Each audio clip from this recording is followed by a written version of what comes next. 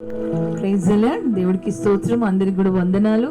Good morning. ఈ ఉదయకాల సమయంలో మనలను మన కుటుంబాలను దేవుడు దీవించి ఆశీర్వదించులాగున ఈ రోజు ఉంటున్న వాగ్దానాన్ని మనమందరం కూడా స్వతంత్రించుకుంటూ దేవుని నామాన్ని మహిమపరుద్దాం.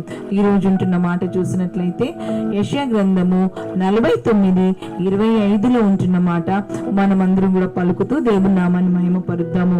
ఈ రోజు ఉంటున్న మాట, నీతో యుద్ధం చేయవారితో నేను యుద్ధం చేస్తాను. అవును, ఈరోజు ఆయన అంటున్న మాట, నీతో ఎవరైతే యుద్ధం చేస్తున్నారో వారి పక్షాన మరి దేవుడు ఎవరైతే నీకు వ్యతిరేకంగా ఎవరైతే ఉంటున్నారో, నీకు విరోధంగా ఎవరైతే ఉంటున్నారో వారికి వ్యతిరేకమైపోతాడంట. అవును, నిన్ను విరోధిగా ఉండే వారికి విరోధిగా ఉంటారు. నీ శత్రువుకి శత్రువుగా ఉండే దేవుడు, నీ మిత్రులకు మిత్రులుగా ఉండే దేవుడు ఉంటున్నాడు.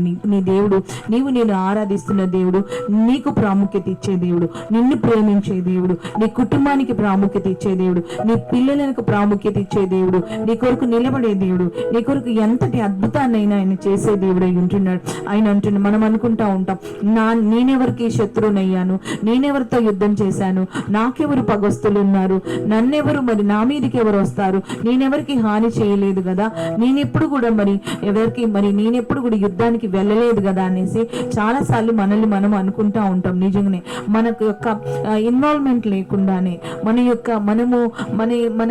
మన గురించి లేకపోతే మన యొక్క మరి ఇన్వాల్వ్మెంట్ ఏది కూడా లేకుండానే, మనకు సంబంధం ఏమిది లేకుండానే మన మీదకి అనేక సార్లు యుద్ధాలు వస్తూ ఉంటాయి. యుద్ధం అనేది నీకు చెప్పి లేకపోతే నాకు తెలిసి వచ్చేది కాదు, లేకపోతే తెలిసి చేసేది కాదు యుద్ధము. అవును, ఈ ఉదయకాల సమయంలో దేవుడు నీతో మాట్లాడుతున్నాడు. అవును, నీ పరిస్థితి ఒకవేళ యుద్ధ రంగంగా ఉందా, రణరంగంగా ఉందా, యుద్ధ పరిస్థితి లాగా ఉందా, గెలవలేని స్థితిలో ఉన్నావా, మరి నీతోటి దేవుడు మాట్లాడుతున్నాడు. నీ పక్షాన నిలబడి నీకు విరోధంగా శత్రువులుగా ఎవరైతే ఉంటున్నారో వారికి మరి వ్యతిరేకంగా దేవుడు నిలబడే దేవుడు ఉంటున్నాడు. దేవుడు మరి నీకు విజయం ఇచ్చే దేవుడే ఉంటున్నాడు, నీకు ఆనందాన్ని ఇచ్చే దేవుడే ఉంటున్నాడు, నీ కుటుంబానికి నీ పరిస్థితులకు ఆశీర్వాదాన్ని ఇచ్చే దేవుడే ఉంటున్నాడు. ఈ యొక్క ఉదయకాల సమయంలో మనందరం కూడా ముందుకొస్తూ ధైర్యం తెచ్చుకునే వారిగా ఉందాము, విశ్వాసం కలిగిన వారిగా ఉందాము. యెషయా 49:25లోనేమో ఈ దేవుడే అంటున్న మాట, నేను యుద్ధం చేస్తాను అని ఆయన అంటున్నాడు. మరి ఇక్కడ చూసినట్లయితే సమూయేలు గ్రంథంలో 17వ అధ్యాయంలో ఆయన అంటున్న మాట ఏమంటే, అక్కడేమో దేవుడు మాట్లాడాడు, ఇక్కడేమో భక్తుడు మాట్లాడుతున్నాడు. నిజమే, యుద్ధము యెహోవాదే అని మరి ఇక్కడ భక్తుడు మాట్లాడుతున్నాడు. అవును, నిజమే. యుద్ధం చేస్తాడా దేవుడు? యుద్ధం చేస్తాడా దేవుడు? మనుషుల పక్షాన యుద్ధం చేస్తాడా దేవుడు? విజయం ఇస్తాడా? అవును, దేవుడు మనుషుల కొరకు ఇంతగా చేస్తాడు. అవును, చేస్తాడు. ఆయన తప్పకుండా విజయం ఇచ్చే దేవుడై ఉంటున్నాడు. ఆయన తప్పకుండా నిలబడే దేవుడై ఉంటున్నాడు. నీ శక్తి సరిపోదని ఆయన ఎరిగిన దేవుడై ఉంటున్నాడు. అవును, మనుషులుగా పోరాడితే ఒకవేళ నీవు ఓడిపోవచ్చు, కానీ నీ పక్షాన దేవుడు ఉంటే నీకు విజయం వచ్చేదిగా ఉంటుంది. యాకోబు పత్రికలో ఆయన అంటున్న మాట 4వ అధ్యాయము 1వ వచనంలో ఉంటున్న మాట, అసలు మనకి యుద్ధాలు ఎలాగా వస్తున్నాయి, మన యుద్ధాలు దేనిని బట్టి వస్తున్నాయి అంటే మీ అవయవములలో కలుగు భోగీచ్చలను బట్టి వస్తున్నాయి అని అంటున్నాడు. నిజమే, మన అవయవాలు, మన శత్రువు ఎవరు, మనకి యుద్ధం దేని నుంచి వస్తుందంటే మన లోపటి నుంచి వస్తుంది, మన అవయవాల నుంచి వస్తుంది. శరీరాశను బట్టి యుద్ధం వస్తుంది, నేత్రాశను బట్టి యుద్ధం వస్తుంది. మరి నేత్రాశను బట్టి మనకి శరీరాశను బట్టి భోగేచ్ఛలను బట్టి వస్తుందనేసి ఆయన అంటున్నాడు. అవును, నిజమే. ఈ రోజు నేను కూడా తెలుసుకోవాల్సిన విషయం ఏమంటే, అసలు యుద్ధము ఏ పరిస్థితుల్లో దేన్ని బట్టి వచ్చినా, ఒక నీ శరీరాన్ని బట్టి వచ్చినా, నేత్రాలను బట్టి వచ్చినా, లోకాశాన్ని బట్టి వచ్చినా, దేన్ని బట్టి వచ్చినా గానీ ఆ యుద్ధంలో మాత్రం విజయం నీదే అవుతుంది. ఒకవేళ యుద్ధంలో ఓడిపోయే వ్యక్తిగా నీవు ఉండవని ఆయన అంటున్నాడు. అవును, యుద్ధం చేసే దేవుడే ఉంటున్నాడు. ఎందుకంటే ఆయన సైన్యములకు అధిపతి యెహోవా దేవుడే ఉంటున్నాడు. అంతేకాకుండా ఆయన ఈ రోజు వాగ్దానం చేస్తున్నాడు, నీతో నేను యుద్ధం చేస్తాను, ధైర్యంగా ఉండు, నీతో నేను మాట్లాడుతాను.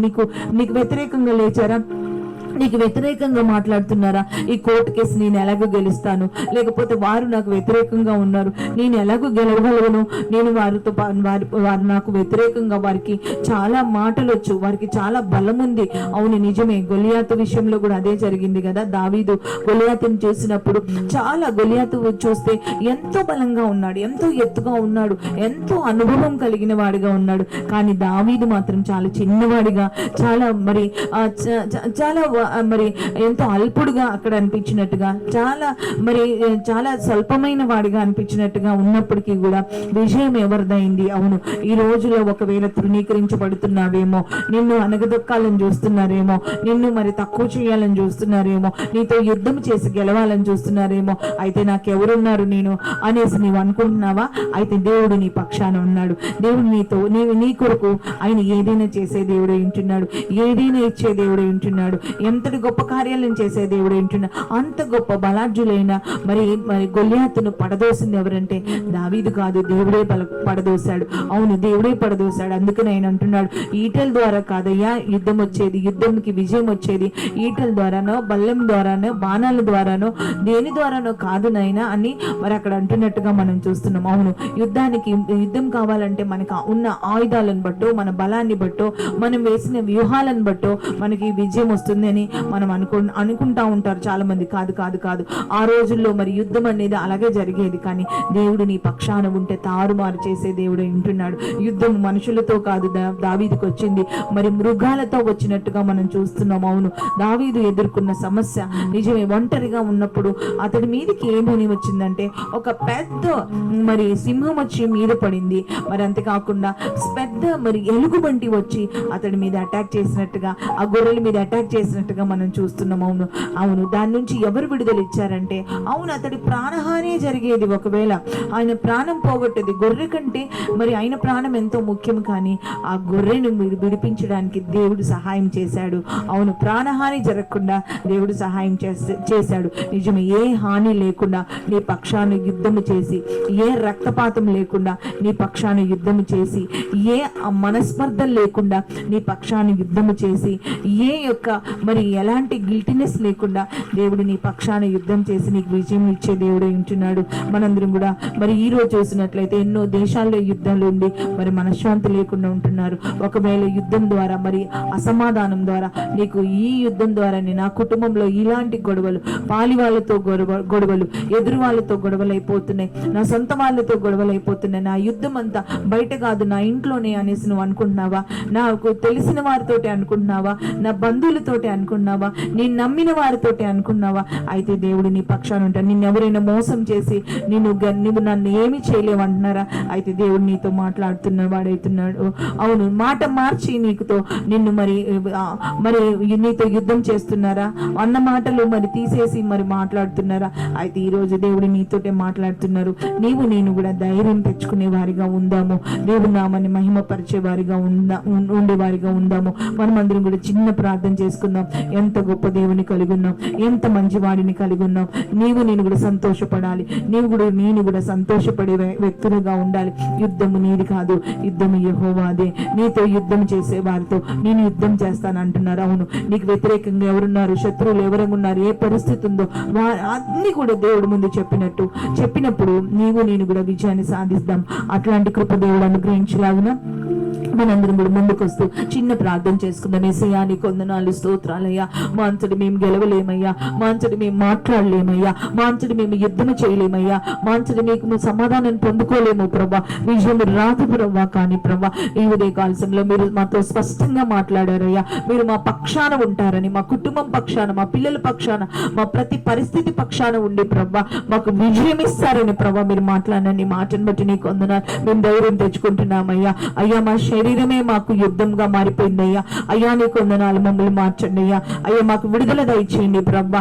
అయ్యా నీకు వందనాలు, స్తోత్రాలు ప్రభా. ఈ ఉదయకాల సమయంలో ప్రభా మమ్మల్ని, మా కుటుంబాలను దీవించమని, ఈ రోజు మ్యారేజ్ డే, బర్త్డే సెలబ్రేషన్ చేసుకున్న ప్రతి బిడ్డను దీవించమని, మన దేశం, రాష్ట్రం, జిల్లాని, ప్రాంతాన్ని ప్రభా దీవించమని ప్రభా. మమ్మల్ని, మా కుటుంబాలను ప్రభా మీరు రక్తకంచి వేయమని, చదువుతున్న ప్రతి బిడ్డకునైనా మంచి జ్ఞానం దయచేయమని, కోచింగ్ లో, ట్రైనింగ్ లో మీరు తోడుగా ఉండండి ప్రభా. ఎగ్జామ్ రాయబోతున్న బిడ్డలకు తెలివిని, జ్ఞానం దయచేయండి ప్రభా. ఏ కోర్టు కేసులు ఉన్నాయో అవి కొట్టివేయండి ప్రభా. అయ్యా ఏ బంధకాలు ఉన్నాయో అవి తెంచివేయండి ప్రభా. యుద్ధము నీదే అగును గాక, నీవే చేయుదువు గాక. యుద్ధం యెహోవాదన్న దావీదు అయ్యా భక్తుడి వలే ప్రభా నాయన నీ ప్రియబిడ్డలు పలుకుతుండగా, నీతో యుద్ధం చేయవారితో నేను యుద్ధం చేస్తానని నీవే సాక్షాత్తు పలుకుతుండగా ప్రభా యేసయ్యా నీకు వందనాలు, స్తోత్రాలయ్యా. అట్టినైనా సమాధానం పొందుకుందరు గాక నీకు వందనాలు. ఇది చర్యంతకులు మీరు తోడుగా ఉండండి ప్రభా. నైనా ప్రతి ప్రార్థన అంశంను నెరవేర్చండి ప్రభా. మీరు పక్షా నిలబడి నైనా వారు ఏదైతే అడుగుతున్నారో నెరవేర్చమని ప్రభా సమస్తాన్ని నీ చేతులకు అప్పచెప్తూ ప్రభా ఈ ప్రార్థనలో ఏకీభవిస్తున్న ప్రతి ఒక్కరిని పేరున దీవించమని ప్రభా అయ్యా నీ కొందనాలు ఈ దినమంతా నీ చేతులకు అప్పచెప్తూ మా చూపుల్లో తలంపులో ఆలోచనలో నైనా ప్రవర్తనలో సమస్తం మీద నీ అధికారం ఉంచమని ప్రభా అయ్యా నీ కొందనాలు స్తుతులు స్తోత్రాలు చెల్లిస్తూ నీ చిత్తమైతే అయినా మేమందరం కలిసి నైనా తిరిగి రేపటి దినాన్ని మేమందరము నైనా నిన్ను మహిమపరిచే కృపను మాకు అనుగ్రహించమని నైనా నిన్నే స్తుతిస్తూ నిన్నే కొనియాడుతూ నేల మట్టుకు తగ్గించుకుంటూ నజరేయుడు సర్వశక్తిమంతుడైన యేసయ్య నామములో అతి వినయంగా బ్రతిమలాడి ప్రార్థించి అడిగి వేడుకొంచున్నాం తండ్రి. ఆమేన్ ఆమేన్ ఆమేన్ ఆమేన్. అందరికి కూడా వందనాలు. God bless you. అందరికి కూడా